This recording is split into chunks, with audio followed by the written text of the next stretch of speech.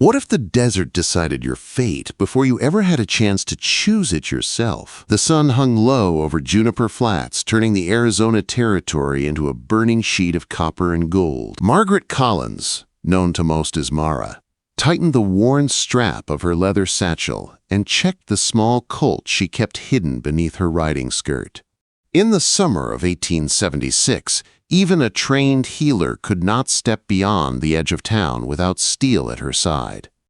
Doc Brennan stood in the clinic doorway, worry carved into the deep lines around his mouth.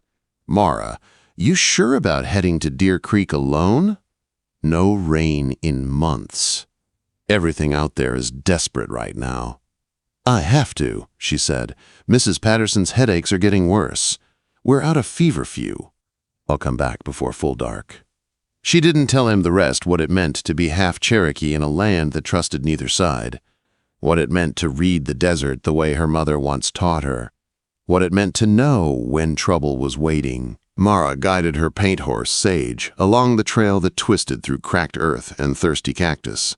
Saguaros stood like tall ghosts in the fading heat. Mesquite trees drooped. Even the wind felt tired. 23 years of life had taught Mara the moods of the land. But something felt different tonight. Wrong. Too quiet. No coyotes. No birds. Not even the buzz of insects. By the time she reached Deer Creek, her unease had grown into a sharp knot in her stomach. The creek was nothing more than a chain of muddy pools. The cottonwood trees that guarded the water were yellowed and dry, but the feverfew still survived, fighting for life in the little shade left. Mara tied Sage to a low branch and knelt to collect the plants. That's when she saw it. The trap, steel teeth glinted beneath dust, set right beside the path to the water.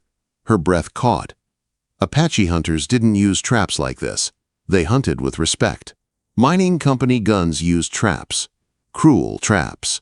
A sound broke the silence. A small, choked whimper. Mara froze. 20 yards upstream, behind a cluster of boulders, a small figure struggled. A boy, no older than 7 or 8, dressed in Apache clothing. His ankle was caught in another trap, blood darkening his moccasin. Mara moved carefully, palms open. "It's okay," she whispered in Spanish. Then she tried the few Apache words she knew. "I help, no hurt." The boy watched her with wide, pain-filled eyes. He'd bitten his lip nearly through, too brave. Too quiet. She examined the trap. Rusty. Small enough for coyotes, but strong enough to crush a child's foot. She wedged a stick into the metal jaws and forced them apart. The boy didn't cry, not even once. Tears just slipped down his dusty cheeks. "Brave warrior," she murmured, cleaning his wounds with precious water from her canteen and wrapping the ankle with steady hands. A soft whistle drifted through the drying branches. Musical, sharp. The boy's head snapped up. Mara's hand gripped her pistol. Shadows moved out of the desert itself. 3 Apache warriors stepping into view like they had been carved from the land. Their rifles were raised, aimed at her heart. The one in the center stood taller than the others. Strong shoulders.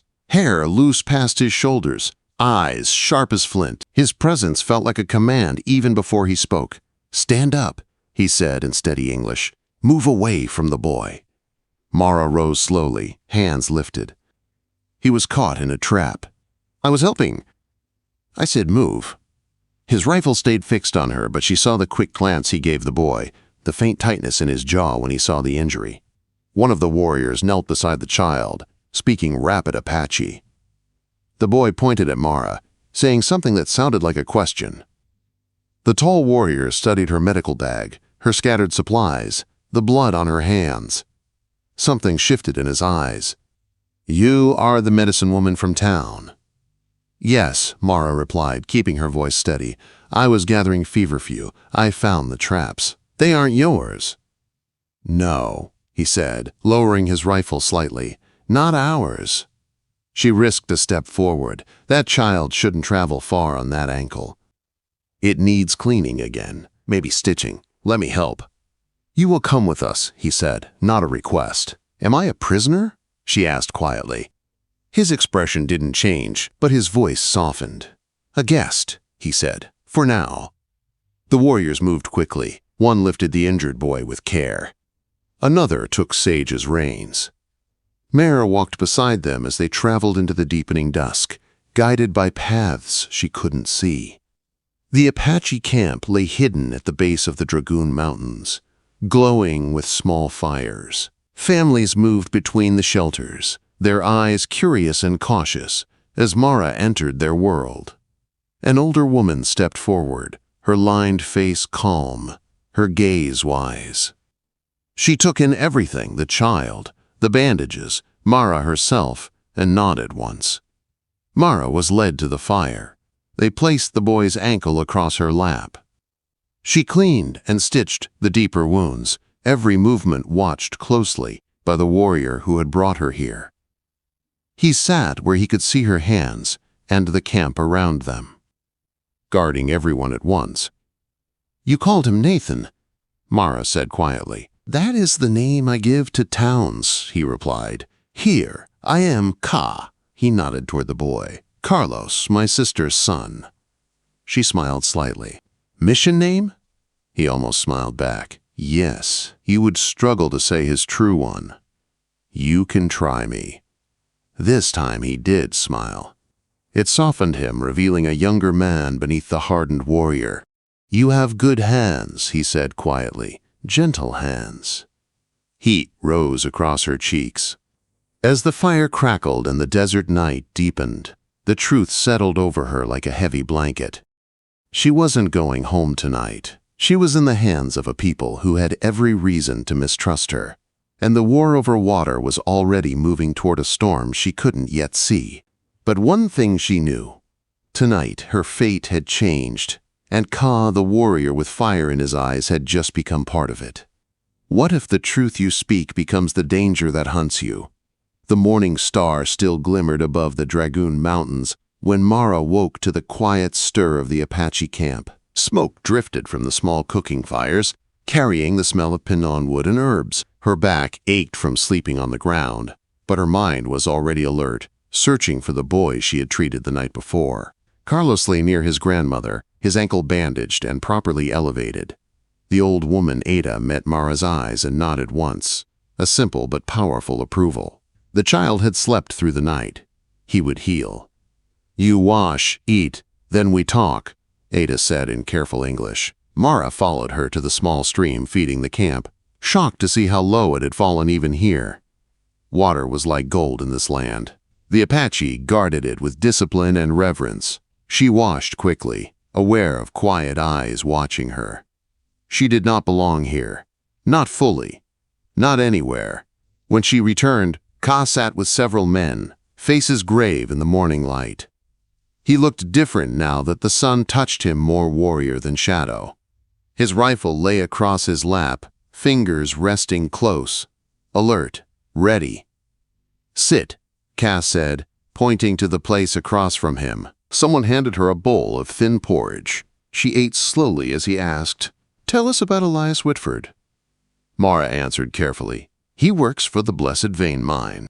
He claims your people are stealing water, says he has proof. But he lies. He's been buying traps for months. Big ones, small ones. I saw the receipts." One of the warriors, Samuel, snarled, "This is not new. White men lie to take what is ours. We should strike first." Ka didn't raise his voice, but his tone made the man stop. "Let her finish." Mara set down her bowl. "Troops are coming. Whitford has convinced the territorial governor. Within a week, soldiers will ride toward Deer Creek." A rumble of anger rippled through the group. Ka studied her closely. "Why do you tell us this? These are your people." "Are they?" she whispered before she could stop herself. The camp went silent. Ada walked over, her steps slow but sure. "Show them your medicine bag." Confused, Mara opened the leather bag. Ada pointed to the herbs, the salves, the bandages. "See? Willow bark, prepared in our way. Sage, blessed in ceremony. But also the white man's medicine, both in one place." Ada touched Mara's hand gently. "You are a bridge." Before Mara could speak, shouts erupted near the east edge of camp. A young warrior stormed in, fury blazing in his eyes. "Christopher!" He glared at Mara like she was poison. "You bring the enemy to our fire," he snapped. "Our water is taken, our children trapped, and you bring a spy into our home." Quote, Samuel stood in agreement, but Ka rose, calm but iron. "She is under my protection." Christopher's laugh was sharp and bitter. "Your protection? For a woman who may be helping them destroy us? You grow soft." No one saw Ka move, but suddenly his rifle clicked loud and deadly as it cocked. Every sound in the camp stopped. "Challenge me again," Ka said quietly, "and the old ways will decide the rest." The threat hung heavy. Christopher stepped back with a curled lip. "She will bring death to this place." He stormed off, leaving tension behind him like a snake's trail. Mara swallowed hard. "I should go. I'm causing trouble." Ada shook her head. "Trouble lived here long before you. You only show where it hides." Ka took something from a small parfleche bag, a blanket woven in Apache style, strong, beautiful, with patterns that moved like water. He stepped forward and draped it around her shoulders. The camp gasped. "She is under the chief's blanket," Ka announced. "An insult to her is an insult to me." Christopher spun around, fury shaking him. "You'd risk your place as leader for her?" "For truth," Ka corrected. "And for a healer who risked herself for our child." Later, when the fire burned low and most of the camp returned to work, Ka sat beside her, close, but not touching. "You didn't have to wear this," he said, voice softer now. "My blanket. It brings weight." Mara pulled it tighter around her shoulders. "Then we carry it together." He looked at her with something deep and unreadable, something that made her heart beat harder. "You risked yourself for Carlos," he said. "Why?" "Because he was hurt," Mara answered simply. "Because a child in pain is not an enemy. Because healing is the only thing my mother said could change the world." Ka's jaw tightened. "My mother said the same. She died trying to heal a soldier who betrayed her." "I'm sorry," Mara whispered. He nodded once, then turned as a scout arrived with worse news. "Whitford's men placed more traps," the scout said, "and some of the springs they poisoned." "Poisoned?" Mara's stomach dropped. "He wants war," Ka said. "He wants an excuse."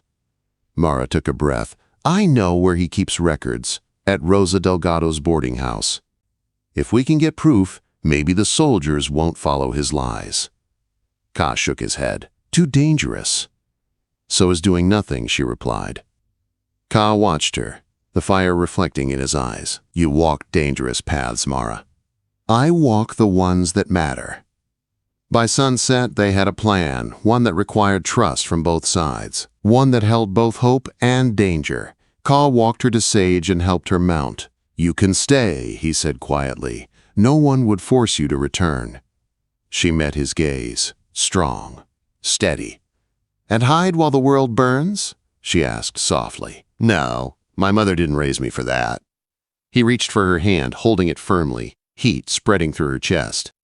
"When this is over," he said, "however it ends, will you come back?" Mara swallowed. "If I'm welcome." His thumb brushed her hand. "You carry my blanket. You will always be welcome." She rode into the darkness with danger ahead and hope behind her, but she carried one truth with her like a heartbeat. Ka had changed her fate, and she was already riding back toward him. What if the person you trust becomes the only thing standing between you and death? The next dawn broke slow and gold across Juniper Flats, but Mara felt danger moving long before the sun climbed. She had returned to town 3 days earlier, pretending she had simply lost her way. But whispers had started. Eyes followed her. Whitford's men rode with too much confidence through the streets.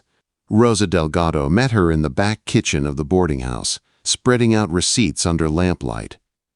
27 bear traps, 15 wolf traps, and something called spring loads, all paid for in cash by Whitford. He hides the rest in the old mine office near Calvary Hill. Mara folded the papers into her medical bag. Her heart beat fast. "Thank you, Rosa. This changes everything." Hours later, she rode to Fort Leal to find Lieutenant Avery. Soldiers drilled in the sun, dust rising around their boots. Avery looked older than the last time she'd seen him, worry carving deep lines into his face. "Mara," he said, "there better not be trouble." She laid the receipts on his desk. "Whitford is creating the crisis he claims to be solving. He wants war. He wants the Apache destroyed." Avery read the papers slowly. His jaw tightened. If this is true, then the attack planned for dawn is built on lies. "Ride to Deer Creek," Mara urged. "See the traps with your own eyes. I'll take you to the Apache camp." He stared at her. "You're asking me to risk my career." "I'm asking you to risk one morning for the truth." At dawn, he met her at Deer Creek, alone. And together, they rode toward the Dragoon Mountains. The Apache scouts appeared like ghosts, but this time, they lowered their weapons. Mara spoke for Avery. She led him into the camp. And Ka met them with his war paint on, ready for whatever truth revealed. The evidence spread across the dirt maps, traps, poisoned springs. Avery's face drained of color. "When the attack comes," Ka said, "your soldiers will destroy families, women, children." Avery looked sick. "I cannot stop the attack, but I can delay it. I can make my scouts see the wrong trails. Buy your people days." "It will be enough," Mara said softly, but danger was already rising. That night, she returned to town and found flames licking the sky. Rosa's boarding house burned. People shouted that Apache signs had been found. Whitford stood in the street, smiling like a man who finally had an excuse. Doc Brennan grabbed her arm. "They're after you next. Whitford is stirring the men. You leave tonight." But Mara couldn't leave, not when Whitford's men planned to destroy Ka's people. Rosa, soot-stained and trembling, pulled her close. "Mija, the ledger, the real one, is hidden in the old mine office. If you bring it out, you can save them, or get yourself killed." "I'll do it," Mara said. The mine office crouched like a broken skeleton on the hillside. She found the hidden door, the secret papers, the letters proving Whitford's deals with the railroads. But as she stuffed them in her bag, footsteps thundered outside. Whitford's voice echoed. "Find her!" Mara slipped through a half-collapsed wall, the boards cracking under her weight. She ran, boots slipping on loose stone. A figure stepped from the shadows, rifle raised. "Christopher." Her breath caught.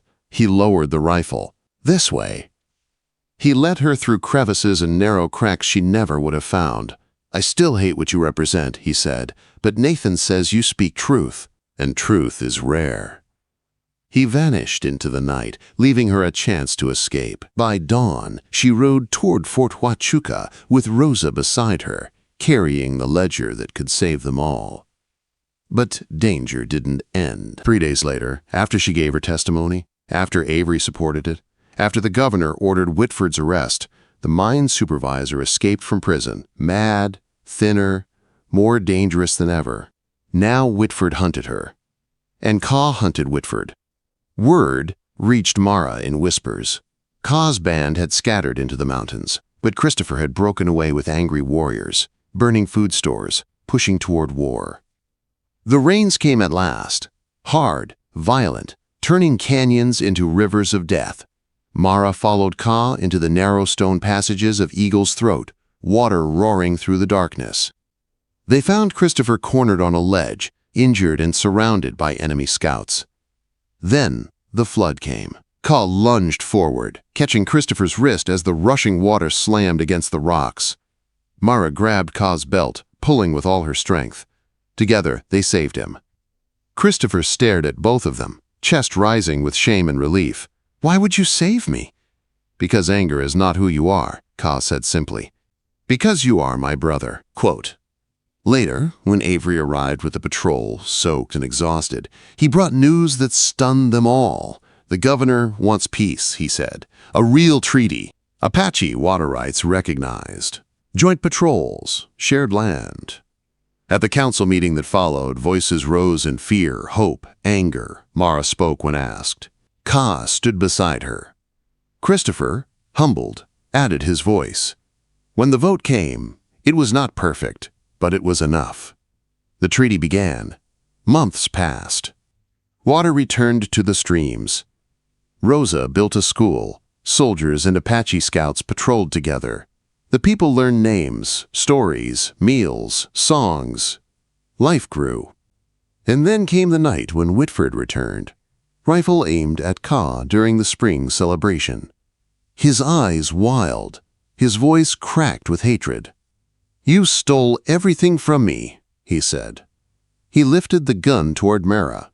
Children stood frozen behind her. She stepped forward. "You look hungry, Mr. Whitford. Let me get you something to eat." The rifle trembled. Carlos, the once wounded boy, walked forward holding a plate of food. "Maybe Aunt Mara can heal you too." Quote. Whitford fell to his knees, the gun dropping from his hands. Avery carried him away, not as a villain now, but as a man broken by his own hate. Peace settled once more. 2 weeks later, Mara gave birth at dawn. A girl. Strong lungs, stubborn spirit. Ka held the tiny baby against his chest, wonder softening every line of his face. "What do we call her?" Mara asked. "Whatever means hope," he whispered. They named her Elena. Together they stepped outside into the sunrise. The desert glowed with new colors. Life returned to the old trails. And Mara finally understood. She was no longer between worlds. She was home.